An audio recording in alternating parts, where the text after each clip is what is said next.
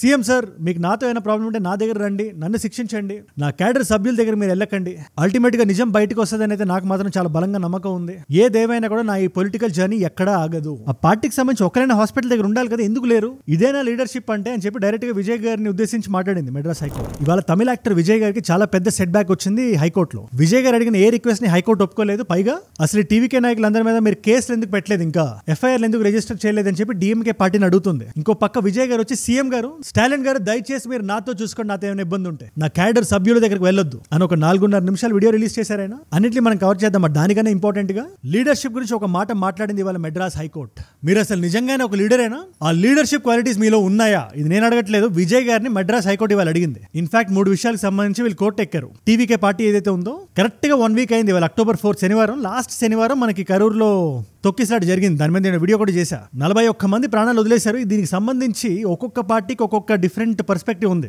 ప్రతి ఒక్కటి మనం మాట్లాడదాం. కానీ ముందు అసలు మెడ్రాస్ హైకోర్టు విజయ్ గారిని ఉద్దేశించి ఏం మాట్లాడింది, అది తమిళ వెట్రి కళగం అనే పార్టీకి ఎటువంటి సెట్ బ్యాక్ ఇచ్చిందో మీరు తెలుసుకోవాలి. ఇన్ఫాక్ట్ కోర్టు ఏదో ఓన్లీ టీవీకే పార్టీకి అగేన్స్ట్ గా మాట్లాడలేదు. చాలా న్యూట్రల్ గా డిఎంకే పార్టీని కూడా కేటగారికల్ గా క్వశ్చన్స్ అడిగింది. క్వశ్చన్ నెంబర్ 1, అసలు హైవేలో మీరు పర్మిషన్ ఎందుకు ఇచ్చారు?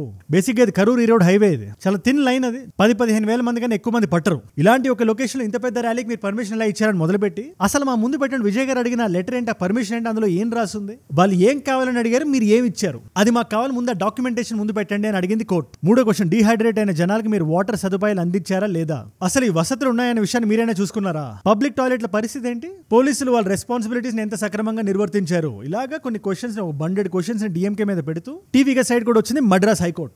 ముందుగా విజయ్ గారు 3 రిక్వెస్ట్లతో కోర్టు మెట్లు ఎక్కారు. ఆయన ఒకటి, ప్రస్తుతం ఏదైతే సిట్ ప్రోబ్ ఉందో దాని మీద మాకు అంత హ్యాపీగా లేము మేము, మాకు సిబిఐ ఎంక్వైరీ కావాలి, ఒక థర్డ్ పార్టీ వచ్చి ఇన్వెస్టిగేట్ చేయాలి. తర్వాత బుస్సి ఆనంద్ అనే వ్యక్తి, నిర్మల్ కుమార్, వీళ్ళిద్దరు పేర్లు గుర్తుపెట్టుకుంటే టీవీకి సంబంధించి టాప్ బ్రాస్ అఫీషియల్స్ వీళ్ళు. ఇప్పుడు వీళ్ళని అరెస్ట్ చేస్తారన్న భయంతో యాంటిసిపేటరీ బెయిల్ అని ఉంటుంది, ముందుగానే బెయిల్ పత్రాలు మన దగ్గర పెట్టుకునే రిక్వెస్ట్ ఒకటి. థర్డ్ అండ్ ఫైనల్ రిక్వెస్ట్ ఆ సిట్ ప్రోబ్ గురించి. ఈ 3 విషయాల్లో కోర్టు సెట్ బ్యాక్ ఇచ్చింది విజయ్ గారికి. ఈ 3 రిక్వెస్ట్లు ఏవైతే ఉన్నాయో వాటిని రిజెక్ట్ చేసింది మెడ్రాస్ హైకోర్టు. ముందుగా సిబిఐ విషయానికి వస్తే అసలు ఆల్రెడీ 1 పర్సన్ కమిటీ ఉంది, అరుణ జగదీశన్ గారు అని చెప్పి ఒక రిటైర్డ్ జడ్జి ఆవిడ. ముందు ఆవిడ ఫైండింగ్స్ బయటకు తీసుకురానివ్వండి, తర్వాత మనం సిబిఐ గురించి ఆలోచిద్దాం. And by the way CBI గురించి ప్రజలు అడగాలి కానీ మీరు అడగడం ఏంటి? మీకు పార్టీకి మీ మధ్యలో ప్రాబ్లం ఉంటే సిబిఐని మేము పెట్టలేము మేము అని ఒక పక్క సిబిఐని రిజెక్ట్ చేసి, యాంటిసిపేటరీ బెయిల్ కి సంబంధించి కూడా ఆ రోజు అంత పెద్ద అఘాయిత్యం జరిగిన తర్వాత టీవీకే అనే పార్టీ నుంచి ఒక వ్యక్తి కూడా ఎందుకు రాలేదు, ఒక్క అఫీషియల్ కూడా ఎందుకు రాలేదు? విజయ్ గారు అంటే ఆయన పక్కన పెట్టండి, ఆ పార్టీకి సంబంధించి ఒకరైనా హాస్పిటల్ దగ్గర ఉండాలి కదా, ఎందుకు లేరు? ఇదేనా లీడర్షిప్ అంటే అని చెప్పి డైరెక్ట్ గా విజయ్ గారిని ఉద్దేశించి మాట్లాడింది మెడ్రాస్ హైకోర్టు. మీ బస్సు నామక్కల్ నుంచి కరూరు వస్తున్నప్పుడు ఒక బైక్ కొట్టింది కదా, బైక్ నుంచి ఒక వ్యక్తి పడిపోయాడు కదా, ఆ కేసు అసలు ఎందుకు బస్సు మీద లేదు? హిట్ అండ్ రన్ కేసు పడాలి కదా. అసలు టీవీకి సంబంధించి ఆ రోజు అక్కడ ఎవరెవరైతే ఉన్నారో వాళ్ళందరి మీద కేసులు ఎందుకు పట్టలేదు డిఎంకే అని చెప్పి డిఎంకే మీద కోప్పడింది. మీరు ఎందుకు పార్షియల్ గా ఉంటున్నారు టీవీకే మీద అని. తర్వాత ఒక సిట్ ఒకటి స్పెషల్ గా ఈ కరూరు ఇష్యూ మీద వేసి అస్రా గర్గార్ అని చెప్పి ఆవిడ మధురై నుంచి చాలా సీనియర్ ఆఫీషియల్ ఆవిడని లీడ్ తీసుకోమని చెప్పింది కోర్టు. అండ్ తమిళనాడు మొత్తం ఇవాళ చీలిపోయింది, ముఖ్యంగా విజయ్ గారు రిలీజ్ చేసిన 4.5 minute వీడియో తర్వాత. విజయ్ గారు ఏం మాట్లాడారు? ఇన్ఫాక్ట్ ఈయన వీడియో రిలీజ్ చేయగానే ఏడీజీపీ తమిళనాడు డేవిడ్సన్ గారు అని ఆయన, అముదా ఐఏఎస్ గారు హోమ్ సెక్రటరీ ఆవిడ, గవర్నమెంట్ సైడ్ నుంచి వీళ్ళు ప్రెస్ మీట్ పెట్టి మరి విజయ్ గారు చెప్పింది మొత్తాన్ని రెఫ్యూట్ చేశారు. అసలు వీళ్ళిద్దరు వాదనలు ఏంటి, కాయిన్ కి 2 సైడ్స్ ఉండి ఆర్గ్యుమెంట్ ఏంటి, ఇవాళ మనం మాట్లాడుకోవాలి. మనం తొక్కిసలాట్లు ఎన్నో సంవత్సరాల నుంచి చూస్తున్నాం, మనం సొల్యూషన్ రావాలంటే దీని గురించి మనం మాట్లాడాలి. అండ్ ఇక్కడ పార్టీలకు అతీతంగా మాట్లాడాలి. అది ఎన్డీఏ గవర్నమెంట్ అయినా, డిఎంకే అయినా, టీవీకే అయినా, ఎవరికి వాళ్ళ రాజకీయ లబ్ధి గురించి వాళ్ళు మాట్లాడతారు. బట్ ఇక్కడ ఇష్యూ పార్టీల మధ్యలో కాదు, ప్రజలకి పార్టీలకి మధ్యలో. ప్రజలంటే ఆ రోజు అక్కడ కరూరులో ఉన్న వాళ్ళే కాదు, మీరు నేను కూడా వస్తాం. అందులో మన పనులు మనం చేసుకుంటూ, గవర్నమెంట్ ట్యాక్స్లు మనం కడుతూ, ఆ ప్రభుత్వం నుంచి అకౌంటబిలిటీ కోరుకునే ప్రతి వ్యక్తి ఒక సగటు వ్యక్తి. ఆ వ్యక్తి వాయిస్ వాళ్ళ వీడియోలో ఉంటుంది. దానికి అసలు పార్టీలు ఏమంటే మనం తెలుసుకోవాలి. 1 by 1 చెప్తే జాగ్రత్తగా వినండి. అండ్ ఇలాంటి ఇంపార్టెంట్ వీడియోస్ నా సైడ్ నుంచి మీకు రోజు కూడా వస్తుంది, every single day. Local issues నుంచి మొదలుపెట్టి ఇలాంటి నేషనల్ ఇష్యూస్ వరకు మీరు ఆఫీసుల నుంచి, కాలేజీ నుంచి వచ్చిన ఒక 10-15 నిమిషాలు కేటాయిస్తే చాలు, ప్రపంచంలో ఏ మూల ఏం జరిగిన దాన్ని సింప్లిఫై చేసి అందరికీ అర్థమయ్యే భాషలో మీ ముందు పెట్టేస్తాం. మరి అలాంటి నా వీడియోస్ నేను పెట్టగానే మీ దాకా రోజు వచ్చేయాలంటే మీరు ఏం చేయాలి? కింద కనబడే సబ్స్క్రైబ్ బటన్ నొక్కి పెట్టేసుకోండి. డన్. అసలు ఈ కాంటెక్స్ట్ గురించి మీకు ఏ మాత్రం అర్థం కావాలన్నా విజయ్ గారి పర్స్పెక్టివ్ ఏంటి ఇష్యూ మీద మనం తెలుసుకోవాలి. ఎందుకంటే ఆ రోజు ఆ ఇన్సిడెంట్ అయిన తర్వాత నేను వీడియో చేసిన టైంకి ఆయన నుంచి రెస్పాన్స్ రాలేదు. 4-5 hours తర్వాత ట్విట్టర్ నుంచి ఒక పోస్ట్ వచ్చింది, చాలా దుఃఖంలో చాలా బాధలో ఉన్నానని. దాని తర్వాత ఇంకో పోస్ట్ వచ్చింది. ఇన్ఫాక్ట్ ఆల్మోస్ట్ 1-2 days తర్వాత మధ్యాహ్నం ఒక వీడియో రిలీజ్ చేశారు ఆయన, 4.5 minutes వీడియో. అందులో ఆయన క్లియర్ గా ఏం చెప్తున్నారు, ఆయన నా లైఫ్ మొత్తంలో ఇంత బాధలో నేను ఎప్పుడూ లేను, నేను ప్రజల్లో నాకుండే ఆదరణ నాకు తెలుసు, నేను ఎక్కడికైనా వెళ్తే వేలల్లో లక్షల్లో వస్తారు, అందుకనే వాళ్ళ సేఫ్టీ ఏదైతే ఉందో నాకు ప్రతిసారి ప్రప్రథమంగా నాకు వస్తుంది. ఇన్ఫాక్ట్ నాకు రాజకీయాల కన్నా సేఫ్టీ నాకు ఇంపార్టెంట్ నాకు. అందుకే నేను ఏవైతే లొకేషన్స్ అడిగానో ఆ రోజు పర్టికులర్ గా కరూర్ ర్యాలీ కోసం చాలా పెద్ద పెద్ద ప్లేస్ అడిగానని, లైట్ హౌస్, రౌండ్ అబౌట్ ఇలాంటివి ఏదైతే నాకు ఇచ్చిన లొకేషన్ నేను తీసుకున్నాను. రిక్వెస్ట్ పెట్టినట్టే మేము వెళ్ళాము. అయినప్పటికీ దుర్ఘటన జరిగింది. నేను ఎన్నో ర్యాలీస్ చేశాను, అయినా కరూరులోనే ఇది ఎందుకు జరిగింది అంటే దానికి సమాధానం మీకు తెలుసు. ఇవాళ కూడా జనాలందరూ నేను చెప్పకుండా వాళ్ళే చెప్తున్నారంటే దైవం కిందకు వచ్చి మాట్లాడుతున్నట్టు నేను భావిస్తున్నాను. ఇదంతా నేను చెప్పట్లే, ఆయన చెప్పారు. ఇది పోలీసులకు నేను ముందు నుంచే ప్లానింగ్ చేసుకోమని చెప్పాను నేను. అయినప్పటికీ ఏదైతే జరగకూడదు ఆ దుర్ఘటన జరిగింది. மக்களோட சேஃப்டி மட்டும் மைண்டில் வச்சுக்கிட்டு அதுக்கான இடங்களை சூஸ் பண்ணுறது, அதுக்கான இடங்களை பார்த்து பெர்மிஷன் கேட்குறது, போலீஸ் டிபார்ட்மெண்ட்டில் அதை ரிக்வெஸ்ட் பண்ணி கேட்போம். ஆனால் நடக்கக்கூடாதது நடந்துருச்சு. నేను కూడా మనిషినే కదా. ఆ రోజు నేను ఇది విన్న తర్వాత వెంటనే హాస్పిటల్కి వెళ్దాం అనిపించింది నా మనసుకి. కానీ ఎక్కడో నేను ఎందుకు ఆగానంటే ఇంత మంది చనిపోయిన తర్వాత ఇంత పెద్ద యాక్సిడెంట్ జరిగి నేను మళ్ళీ అక్కడికి హాస్పిటల్కి వెళ్తే అక్కడ ఇంకేదైనా జరుగుద్దనే భయం నాకు అంతే. అందుకే వెనక్కి వెళ్ళిపోయాను నేను. పోలీసులు నాకు ఇచ్చిన బౌండరీస్ ఇక్కడ నువ్వు చేసుకో అని ఎక్కడైతే అన్నారో దాంట్లో ఒక్క ఇంచ్ కూడా నేను దాటలేదు. నాకు ఇచ్చిన పర్మిషన్ పరంగానే నేను ఉన్నాను. అయినప్పటికీ మా క్యాడర్ సభ్యులను అరెస్ట్ చేస్తున్నారు. సీఎం సార్, మీకు నాతో ఏమైనా ప్రాబ్లం ఉంటే నా దగ్గర రండి, నన్ను శిక్షించండి. నా క్యాడర్ సభ్యుల దగ్గర మీరు వెళ్ళకండి. అల్టిమేట్ గా నిజం బయటకు వస్తుందని అయితే నాకు మాత్రం చాలా బలంగా నమ్మకం ఉంది. ఏదేమైనా కూడా నా ఈ పొలిటికల్ జర్నీ ఎక్కడా ఆగదు. சிஎம் சார், உங்களுக்கு ஏதாவது இந்த பழி வாங்கணும் அப்படின்ற எண்ணம் ஏதாவது இருந்துச்சுன்னா என்ன வேணாலும் பண்ணுங்க, அவங்க மேலே கை வைக்காதீங்க అని ఒక పక్క విజయ్ గారు అంటే ప్యారలల్ గా గవర్నమెంట్ సైడ్ నుంచి ఒక ప్రెస్ మీట్ బయటకు వచ్చింది. సీఎం గారు ఇప్పటివరకు ఏమన్నారు, స్టాలిన్ గారిని ఎప్పుడు ఎవరు వచ్చి ఎలాంటి క్వశ్చన్ అడిగినా కూడా మీరు సమయం పాటించండి. ఆ 1% కమిటీ నుంచి ఏదైతే మనకి నిజాలు బయటకు వస్తే దాని మీద అరెస్టులు గట్రా జరుగుతాయి. దాని మీద నేను ఇప్పుడైతే నేనేం మాట్లాడను, దీని రాజకీయాన్ని దీంట్లోకి లాక్కండి అని ఒక పక్క స్టాలిన్ గారు చెప్తున్నారు. ஓய்வற்ற நீதிபதி தலைமையில் ஆணையம் அமைக்கப்பட்டிருக்கு. அந்த ஆணையம் விசாரித்து முழுமையாக சொல்லும். బట్ ఏడీజీపీ ఎవరైతే ఉంటారో డేవిడ్సన్, దైవ సహాయం ఆయన పేరు, ఆయన హోమ్ సెక్రటరీ అముదా గారు కలిసి ఒక ప్రెస్ మీట్ పెట్టారు. జనాలకి ఏవేవైతే క్వశ్చన్స్ ఉన్నాయో, ఈ కరూర్ ర్యాలీకి సంబంధించి ఏవైతే థియరీస్ బయట ఫ్లోట్ అవుతున్నాయో వాటికి ఒక్కొక్కటిగా సమాధానం చెప్పారు డేవిడ్సన్ గారు, అముదా గారు. అందులో మొదటిది లొకేషన్ ఏదైతే ఉందో లైట్ హౌస్ రౌండ్ అబౌట్ అని, అది మీరు ఎందుకు ఇవ్వలేదు పర్మిషన్, చాలా పెద్ద ఏరియా కదా అది, 30,000 ఈజీగా పట్టేసేవాళ్ళు కదా అని చెప్పి క్వశ్చన్ అడిగితే అక్కడ 10,000కి పర్మిషన్ అడిగారు విజయ్ గారు. 30,000 మంది వచ్చారు, 3 ఇంతలు వచ్చారు. ఇది కూడా గవర్నమెంట్ ఇంటెలిజెన్స్ ఫెయిల్యూర్. ఇది వాళ్ళు ఎంతైనా పర్మిషన్ అడుగుతారు, బట్ ప్రజల సేఫ్టీ గవర్నమెంట్ రెస్పాన్సిబిలిటీ కదా అన్నట్టు ఏడీఎంకే పార్టీ అంటుంది. అక్కడ కూడా వద్దాం ఏ పార్టీ ఏం మాట్లాడుతుందని. బట్ స్టిల్ వీళ్ళు చెప్తున్న పాయింట్ ఏంటంటే అక్కడ ఒక పెద్ద బ్రిడ్జ్ ఉంది, ఆ లైట్ హౌస్ ఆ ఏరియా ఏదైతే ఉందో, అందుకని క్రౌడ్ ఎక్కువ ఉన్నప్పుడు బ్రిడ్జ్ మీద జనాలు ఉన్నప్పుడు పడిపోయే అవకాశం ఉంటుంది. పైగా అక్కడ పెట్రోల్ బంక్ కూడా ఉంది. ఆ రిస్క్లన్నీ మేము ఫ్యాక్టరీని చేసే ఈ లొకేషన్ ఇచ్చాం మేము. ఇన్ఫాక్ట్ 10 లొకేషన్ పర్మిషన్ అడిగారు. ఇలాంటి ఇష్యూస్ వేరే లొకేషన్స్ లో మేము చూసి ఈ లొకేషన్ లో ఇబ్బంది లేదు అని తెలిసి ఇన్ఫాక్ట్ వాళ్ళు 10,000 మందికి పర్మిషన్ అడిగారు. అదే 10,000 మందితో ఎడపాడి పళనిస్వామి గారు 2 రోజుల క్రితం అదే లొకేషన్ లో ర్యాలీ చేశారు. ఎటువంటి ఇబ్బందులు లేకుండా సాఫీకి వెళ్ళిపోయింది కదా. అలాగే ఇది కూడా జరుగుతుంది అనుకున్నా అని చెప్పి వాళ్ళ వాదన. ఇన్ఫాక్ట్ పోలీస్ ఫోర్స్ ఎక్కడో సరిపోవట్లేదు అని ఒక క్వశ్చన్ వచ్చింది, ఎరేజ్ అయింది. చాలా తక్కువ మంది పోలీసులు అక్కడ ఉన్నారు అని. లేదు, ఎప్పుడైతే మాకు తెలిసిందో జనాలు అక్కడ నిండిపోతున్నారని చెప్పి 500 మందిని డిప్లాయ్ చేశాం మేము. ఫోర్స్ వాళ్ళు ఇబ్బంది కాలేదు. విజయ్ గారు 7 గంటలు లేట్ గా వచ్చారు ఆయన. ఇన్ఫాక్ట్ ఇలాంటి ఈవెంట్స్ జరుగుతున్నప్పుడు ప్రతి 50 మందికి ఒక పోలీస్ ఆఫీసర్ ఉండాలి. ఈ ఇన్సిడెంట్ ప్రకారం చూసుకుంటే 20 మందికి ఒకరు ఉన్నారు. సో ప్రాబ్లం అక్కడ రాలేదు. తర్వాత ఇంకో థియరీ ఏంటి, పవర్ పోయింది అని. అంటే ఆ రోజు అక్కడ కరూర్లో ర్యాలీ జరుగుతున్నప్పుడు తాత్కాలికంగా అక్కడ ఫ్లడ్ లైట్ ఆగింది. సో కావాలని డిఎంకే గవర్నమెంట్ ఇలా చేయించింది అన్నట్టు విజయ్ గారు ఫ్యాన్స్ గానీ లేదా ఆన్లైన్ లో మాట్లాడే వాళ్ళు కానీ చెప్తున్నారు. పవర్ అక్కడ పోలేదు, మీరు సరిగ్గా గమనించండి, అన్ని లైట్లు వెలుగున్నాయి. క్రౌడ్ ఎక్కువ అయిపోవడం వల్ల, కంజెషన్ అయిపోవడం వల్ల, క్లాగింగ్ అయిపోవడం వల్ల ఏదైతే జనరేటర్ రూమ్ ఉంటుందో ఈ మెటల్ షీట్స్ అది కప్పేసి ఉంటుంది కదా, ఆల్మోస్ట్ అక్కడ వరకు జనాలు వెళ్ళిపోయి అది ఫెయిల్ అయ్యి అది ఆగింది. అది జనరేటర్, అది కూడా ఆర్గనైజర్స్ తప్పది. దీనికి మాకు ఎటువంటి సంబంధం లేదు. ఇది కాకుండా లాఠీ చార్జ్ అది చేశారంటున్నారు కదా అని క్వశ్చన్ అడిగితే పోలీసుల సైడ్ నుంచి ఇంత వైలెన్స్ కూడా జరగలేదు. ఈ లాఠీ చార్జీలు గట్రా అబద్ధాలు అవి. తర్వాత అన్ని అంబులెన్స్ సడన్ గా ఎందుకు వచ్చేది, ఏమైనా గవర్నమెంట్ ప్లానా అని ఒక థియరీ ఫ్లోట్ అవుతుంది కదా. దానికి సమాధానం చెప్తూ డేవిడ్సన్ గారు ఒకటే మాట అన్నారు, గవర్నమెంట్ సైడ్ నుంచి ఆల్రెడీ కొన్ని అంబులెన్స్ ఉన్నాయి, అవి కాకుండా టీవీకే వాళ్ళకున్న అంబులెన్స్ తెచ్చారు, అవి కాకుండా ప్రైవేట్ అంబులెన్స్ కొన్ని ఉన్నాయి. ఇవన్నీ కలిపి ఒక సుమారు 50 అంబులెన్స్ ఉన్నాయి ఆ రోజు. అవి నిజంగా ఆ రోజు జనాల్ని హాస్పిటల్కి అవి తీసుకెళ్ళడానికి హెల్ప్ అయినాయి. 2 ஆம்புலன்ஸ் அவர் கட்சி தலைவரோட பின்னாடியே 2 ஆம்புலன்ஸ் அவர் வண்டிக்கு பின்னாடியே வந்திருக்கு. அது இல்லாமல் 5 ஆம்புலன்ஸ் கட்சிக்காரங்களே ஆர்கனைஸ் பண்ணியிருந்தாங்க. ஸோ மொத்தம் 7 ஆம்புலன்சஸ் கட்சிக்காரங்க ஆர்கனைஸ் பண்ணியிருந்தாங்க.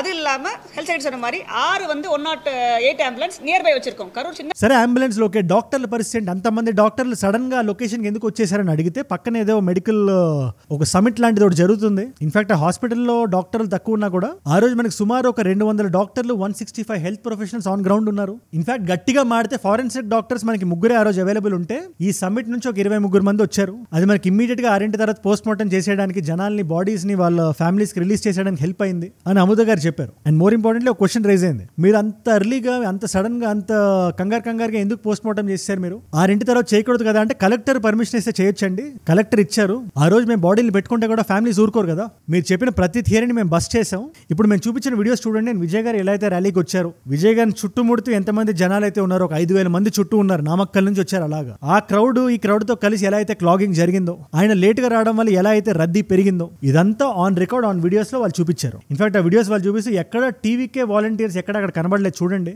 మా పోలీసులకు హెల్ప్ చేయడానికి కూడా వాళ్ళు అక్కడ లేరు. ఇక్కడ ఎంత పెద్ద ట్రాజెడీ జరిగినా అందులో అడ్మినిస్ట్రేటివ్ ఫెయిల్యూర్ కాదు ఇది. అందుకని ఇలాంటి నెరేటివ్స్ ని, ఫేక్ నెరేటివ్స్ ని బయట మీరు నడిపితే మీ మీద యాక్షన్ తీసుకోవాల్సి వస్తుంది అని సోషల్ మీడియాలో ఎవరైతే ఉన్నారో వాళ్ళకు కూడా వార్నింగ్ ఇచ్చారు. ఇక్కడ అన్నిటికన్నా ఇంపార్టెంట్ గా ఏ థియరీస్ అంటే ఏంటి అంటే, ఆంధ్ర తెలంగాణలో ఉండే వాళ్ళకి అర్థం కావట్లేదు కానీ తమిళనాడులో చాలా థియరీస్ ఫ్లోట్ అవుతున్నాయి. కత్తులు ఉన్నాయి అక్కడ, కత్తులతో పొడి చేశారు, ఇది చేశారు, అది చేశారు అని చెప్పి. ఇన్ఫాక్ట్ దాని మీద కూడా ప్రెస్ క్వశ్చన్ అడిగితే దీనికి సమాధానం మేం కాదు చెప్పాల్సింది అరుణా జగదీశన్ గారు చెప్తారు. ముందుగా కమిటీ నుంచి బయటకి ఏదో వస్తుంది దాని గురించి మీరు వెయిట్ చేయండి అని పోలీసులు చెప్పారు. అండ్ ఇక్కడ మీకు తమిళ పాలిటిక్స్ మొత్తం క్లియర్ గా అర్థమవుతుంది. ఎవరెవరైతే ఎన్డీఏ అలయన్స్ లో ఉన్నారో, అది ఏడీఎంకే అవనివ్వండి, బీజేపీ అవనివ్వండి, వీళ్ళందరూ ఏమంటున్నారు, డీఎంకే తప్ప అంటున్నారు. ప్రజల పొరుపు గవర్నమెంట్దే కదా, పొరుపు అంటే బాధ్యత. మరి అలాంటప్పుడు డీఎంకే చేతులు ఎత్తేయడం ఎంతవరకు కరెక్ట్ అని ఒక పక్క ఇటు సైడ్ వాళ్ళు అంటున్నారు. ఇన్ఫాక్ట్ ఎన్డీఏ నుంచి ఒక స్పెషల్ కమిటీ కూడా వస్తుంది. ఆ కమిటీ కూడా వచ్చి అక్కడ ఏం జరిగిందో పరిశీలిస్తుంది. దీన్ని చూసిన సీమన్ గారు, ఆయనతో పార్టీ ఉంది నామ్ తమిళ కచ్చి అని, ఆయన ఎప్పుడు డీఎంకేకి సపోర్ట్ చేయరు. ఆయన కూడా ఇవాళ డీఎంకే వెనకాల నిలబడుతున్నారు. లేదు ఇక్కడ ఏదైనా తప్పు అనేది ఉంటే అది విజయ్ గారిదే, విజయ్ గారి పార్టీ గానీ ఆయన ఆర్గనైజర్స్ గానీ సరిగ్గా చూసుకోలేదు